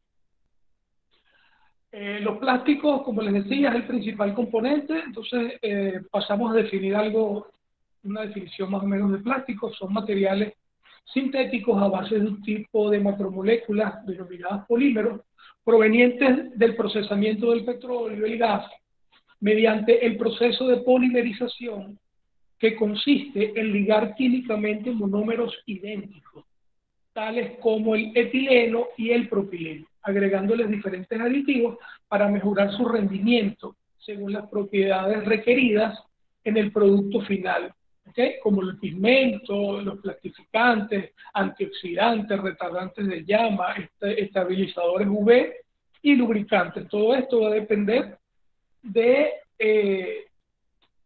las especificaciones de quien pide el tipo de plástico en cada una de estas empresas. Me voy a saltar los tipos de plásticos. Ya esto está bastante hablado, para ir a la parte de ingresos de los plásticos en los océanos. En fin, con el tema del plástico a nivel mundial se había ganado terreno al respecto, ¿ok? Se había ganado terreno, se habían logrado muchos acuerdos, llega la pandemia y hay una producción increíble de basura, todas de tipo de plástico, entre las mascarillas, estos envases que los contenedores de comida, cuando pides que te lleven el delivery, que no puedes salir a la calle por X causa, por la cuarentena, por el toque de queda, y entonces no hay un buen manejo de este tipo de desechos, que seguramente en algún momento todo va a parar al mar. Aquí tenemos que el 80% proviene de fuentes terrestres y el 20% proviene de fuentes marinas, entre plásticos y microplásticos. La diferencia es que los microplásticos se consideran las partículas que se han fragmentado y son de tamaño no mayor a 0,5 centímetros. ¿Ok? Entonces, ¿cuál es el impacto que tienen en el medio marino? El plástico se ha convertido en un material ubicuo y sus residuos provenientes impactan de manera directa, negativa a las especies y los hábitats costeros y marinos, la salud, economía y la parte de los humanos, que nosotros dependemos, como les decía, de estos recursos y los estamos diezmando. Porque con el afán de querer sobreexplotarlos, muchas veces hay pescadores que se les daña la red y lo que hacen es botarlas al mar, las dejan tiradas o se les rompe la red, en los arrecifes coralinos se les pegan, quizás no la sacan porque muchas veces es muy profundo, otras veces porque es dejadez, simplemente dejan el pedazo de red, y estas redes, la mayoría, están compuestas de nylon, que es un tipo de plástico, ¿okay? Generando atrapamiento de los animales en este tipo de desechos. Entonces causan asfixia. ¿Por qué? Porque las tortugas respiran por pulmones. Este es el caso de esta imagen que ven acá. A pesar de vivir en el mar, ellas son animales que respiran por pulmones y tienen que salir a la superficie a respirar para volver a sumergirse. Igual que las ballenas, igual que los delfines, igual que los manatíes. Entonces, muchas veces la ingestión de desechos plásticos es un problema común que ha sido documentado en muchos animales marinos. Se ha documentado que la ingestión de desechos marinos inertes indigestibles resulta en una obstrucción física de la boca, tracto digestivo y del revestimiento del estómago de varias especies. Aquí tienen una cantidad de desechos. ¿Qué pasa? La confunden con alimento y se las comen y muchas veces les causan la muerte a estos animales.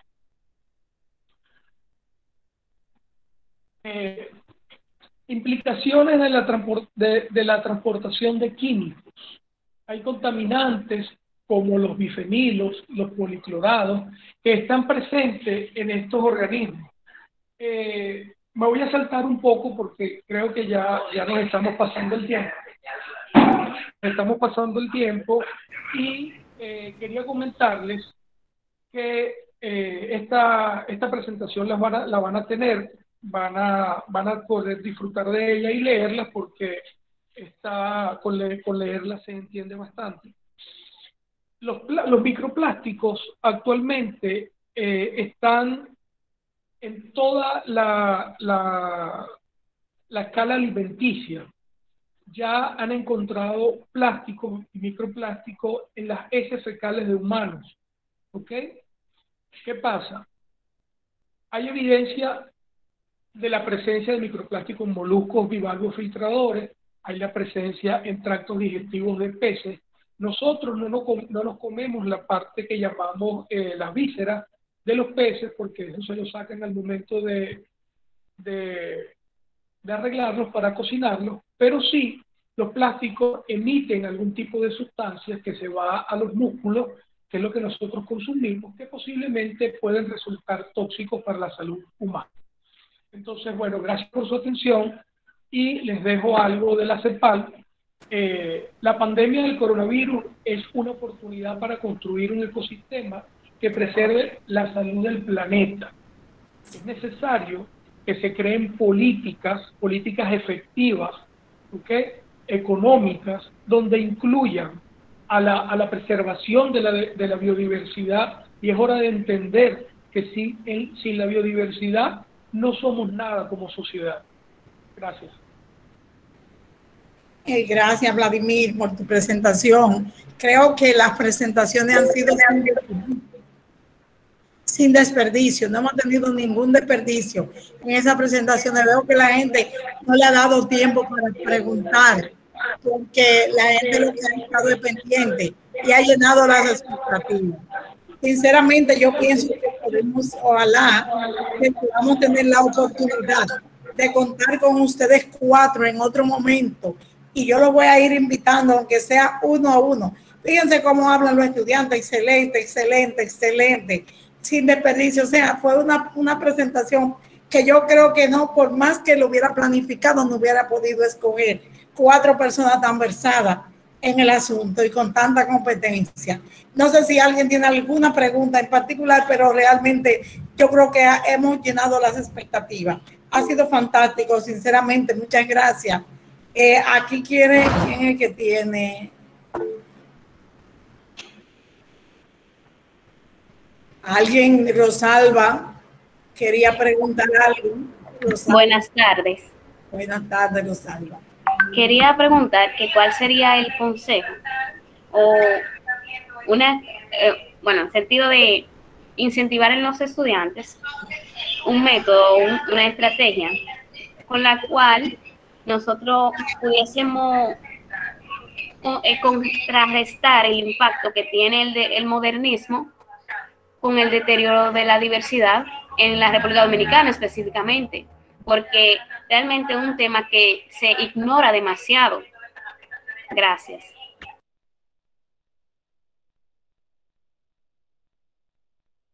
Profe, ¿tiene el micrófono? Loli o Vladimir pueden contestar esta pregunta. Cualquiera de los dos. Hola, buenas tardes, Rosalba. Ya, discúlpame, déjame que estoy cerquita de Loli y eso crea eco.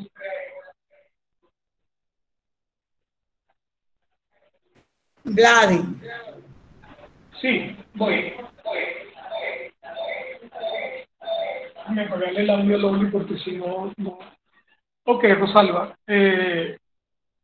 Vamos a partir de este momento a centrarnos en que ustedes van a ser futuros educadores. Ya han tenido la presencia, seguramente han tenido la oportunidad de ir a los colegios a impartir algún tipo de charla o están en sus prácticas académicas. Desde ya es momento de sembrar esa cultura, ¿okay? Empezar desde los niños, que es probable que veas el esfuerzo como que no ha valido la pena, pero estoy seguro que en alguien va quedando ese granito, esa semilla, y va germinando, y ellos van siendo promotores de ese tipo de culturas. Vamos a empezar por lo más niño. Vamos a empezar poniendo cada cosa en su lugar. La basura en el zafacón. Vamos a respetar el derecho a la vida de los animales. ¿Ok? Vamos a ir sembrando ese granito para que veas que podemos llevar una sociedad actualizada, pero respetando la parte de la biodiversidad. Bien, vamos a ver, Andrés, y otra pregunta más, y creo que cerramos con una o dos preguntas más porque ya estamos pasados, ya me están escribiendo, esto es tintililín, estoy en ustedes que me están escribiendo, pero hay que hacer algunas preguntas. Andrés Pérez, vamos a ver. Bueno, gracias por la oportunidad. Mi nombre es Andrés Pérez, soy estudiante ya a nivel de término de educación en el área de biología y química en la UAS. Bueno, para mí ha sido muy excelente las exposiciones de estas personas sobre lo que es la diversidad, la enseñanza, o sea, todo lo que tiene que ver con el aprendizaje de las personas, o sea, y principalmente de los alumnos. Pero hay algo que me llama mucho la atención, y es que aunque, por ejemplo, uno no tiene ahora mismo cómo influir en las autoridades, o sea, de que se puedan crear leyes o proyectos que en realidad se cumplan, porque está bien, uno hace investigación, hace un proyecto, lo presenta, lo promueve, pero hay muchas personas como que eso después se le olvida y eso le vale madre, como quien dice. O sea, no, porque no hay alguien que lo pueda corregir o multar por eso. Entonces, cuando nosotros, si hacemos un proyecto y, por ejemplo, vamos a medio ambiente o vamos al gobierno, una comisión o a la autoridad en realidad que está encargada de eso, para que no se maltrate la naturaleza como se está maltratando. O sea, estudios, por ejemplo, de la ONU y de otras instituciones buenas han hecho eso, o sea, en sus comunidades, y a eso le da resultados. O sea, que nosotros nada más no enfaticemos nada más en una simple presentación, sino que también nosotros podemos llevarlo a la práctica para así proteger nuestra diversidad nacional, por lo cual nos caracteriza. Gracias. Gracias. Creo que lo de Andrés Pérez era un aporte, no una pregunta, ¿verdad, Andrés? Henry, vamos a ver. Para cerrar con Henry, si hay otras preguntas, cierro con Henry y alguna otra que haya. Sí, bueno, buenas tardes. Cierra la presentación, por favor. Buenas tardes. Buenas tardes, Henry. Mi pregunta va dirigida al profe que habló que fue el profe Guevara, que habló sobre el esparcimiento de ciertas especies en todos los lados. Me parece preocupante porque veo que en muchos lugares del país donde antes no había ciclura cornuta, ahora uno se encuentra con ella y en muchos casos ha ido expandiéndose porque alguien lleva una pareja y comienzan, por ejemplo, en Samaná, en las Cuevas de las Maravillas y en otros lados. Pero vemos que por ahí hasta el área de Baní está llena toda de ciclura cornuta. Si esa expansión se está dando solo natural o si esa expansión es antropogénica exclusivamente. Saludos, Henry. No, esa expansión sobre todo de la cornuta, que basta que vayas a las Salinas de Baní y tienes que parar el auto para no pisarla. Es como tú dices, ha sido siempre moda el llevarse un organismo de un sitio para otro y soltarlo cuando ya estamos aburridos. Y eso ha traído como consecuencia, fíjate tú, el caracol africano, las especies estas de iguana, que aunque las dos son de aquí, pero ojo, ellas están circunscritas a su hábitat, es decir, forman parte de esa cadena, o como se le llama ahora, no se le llama cadena, sino de esa red trófica, es decir, ese es su nicho ecológico. Come y es comida, tiene sus patógenos que la controlan, el equilibrio de la población está allí. Cuando la sacas de un sitio para otro, ya rompes esto, llega a una zona, llega a una zona y se hace reina. Entonces, no, natural pudiera ser, pero yo creo que la guinda o la cereza de la torta la está poniendo el hombre, es decir, antropogénica, se la está llevando desde un sitio donde es natural a otro sitio, ya sea para formar parte de un mini zoológico personal, y luego viene el escape, y luego viene lo que estamos viendo, que es una invasión, una proliferación masiva sin control. Gracias, Miguel. Wilfred Encarnación pregunta, debe ser a Vladimir, ¿qué debemos hacer nosotros con el plástico o cómo nos podemos deshacer sin causar daños? Lo ideal sería que el plástico tuviera un destino final apropiado.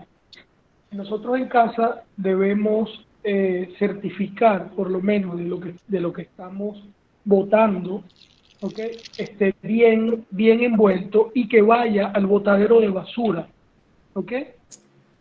Entonces, esa es una de las maneras de hacer las cosas bien. Vladimir, ¿y el reciclaje? ¿Qué tú crees de eso? El reciclaje, lo que pasa es que muchas veces el reciclaje, eso va a depender del tipo de plástico, porque hay plásticos que es muy costoso su reciclaje, ¿ok? Lo ideal es tener un tipo de cultura de usar bolsas reusables, fundas reutilizables, y tratar de no usar o disminuir su consumo. Bien. Tengo 2 manos levantadas y son las últimas, no más, que ya me están matando por el teléfono. Henry Abreu, que creo que porque se le quedó, porque no sé si él tenía, y Miguel Guevara, que la tiene levantada. ¿Tú querías decir algo, Miguel? Sí, ya para cerrar. Una de las cosas que a mí me sorprendió cuando llegué al país es que tú te compras lo que aquí llaman frito, que son estos tostones, 4, y te los dan en un envase de anime. O sea, que el envase de anime no vale nada, por eso te dan los 4 fritos en un envase de anime. Entonces, les decía siempre a los muchachos, pero es que hay un desorden con el plástico. Es decir, es regalado. Entonces, aquí lo que hay es que atacar el bolsillo, y va a sonar grosero lo que te voy a decir es, señores, ya Chile lo tiene, que es evitar el uso del plástico de un solo uso. Muchas bolsas, las bolsas que compramos aquí en los supermercados, en los moles, pero también se convierte en un problema. ¿Por qué? Por eso, porque compras la bolsa, vas coleccionando bolsas, llenas tu casa de esas bolsas reciclables y cuando vas no la llevas. Entonces, ¿por qué las farmacias te dan esas bolsas plásticas chiquiticas que no tienen ninguna funcionalidad? Al menos la bolsa que te da el supermercado la usas, dime tú, la reusas para la basura, lo pones en un zafacón de estos de los baños. Pero dígame usted, las farmacias, yo voy a comprar a la farmacia, ¿qué voy a hacer yo con esa bolsa? Ahí no cabe nada. Y así ponerle, mucha comida se puede vender en bolsas de papel. ¿Por qué no los fritos van en una bolsa de papel que uno, así como vienen las palomitas de maíz? O sea, hay muchas cosas, como dijo el amigo de proyectos, de dar ideas, que esas ideas están, pero reforzarla de tal manera que no veamos cuando el río Sama ahorita debe estar vertiendo cantidades de plástico al malecón de Santo Domingo, bárbaro. Entonces, y listo, con esto termino. Un ensayo que se hace muy bueno en los salones de clase cuando damos clase en liceo: agarre una funda grande, de esas las más grandes, llena de basura, y la tira en el salón suyo donde tiene clase. Cuando los muchachos llegan, no haya ni por dónde caminar. Y usted se hace el loco. No llega bueno, vamos a sentarnos, así vamos a ver la clase. Así no les gusta a ustedes que le ensucien su casa. Tampoco al ambiente le gusta que le tiren ese basurero. De tal manera, de tipo teatro, ir a, como dice, como somos formadores, 1, 2, 3 que agarren esa idea, la van a difundir. Y bueno, muchísimas gracias a todos y feliz tarde. Señores, gracias y feliz tarde, buenas tardes. Gracias a ustedes. No tenemos con qué pagarle todo el aprendizaje que ustedes nos han dejado. Qué cosa tan bonita y tan importante ustedes han hablado, y para nosotros la verdad es que ha sido maravilloso. Los estudiantes están maravillados y las personas. Lo lamentable fue que no pudimos entrar a YouTube donde entrara todo el mundo, porque aquí en mí se rebosó. Incluso cuando las personas entraban, se salía uno y el otro entraba en ese lugar. No entraron 101, entraron, yo diría que casi 150. Señores, gracias por todo. Ha sido un placer. Los visitantes, gracias por la invitación. A los profesores que me ayudaron en este trabajo, pero también a los visitantes. Veo personas de la UAS. Qué maravilla, como Andrés Pérez, como Rosalba, que creo que no es del Infodoso. Entonces, ha sido maravilloso, maravilloso. Muchísimas gracias y que pasen feliz resto de la tarde. Gracias. Muchísimas gracias, profesora Nilsa, por la invitación. Chao, chicos, un placer compartir con ustedes. Gracias a mis colegas, por tan interesante aporte. Gracias, Vladimir Antonio, por allí está Maye, algunos otros colegas, el profesor Ramiro, colegas de la Juan Vicente Moscoso, San Pedro de Macorís, algunos de los estudiantes del Félix Evaristo, los conozco por el profesor Miguel Guevara. Gracias, profesora Mercedes Acosta, por acompañarnos.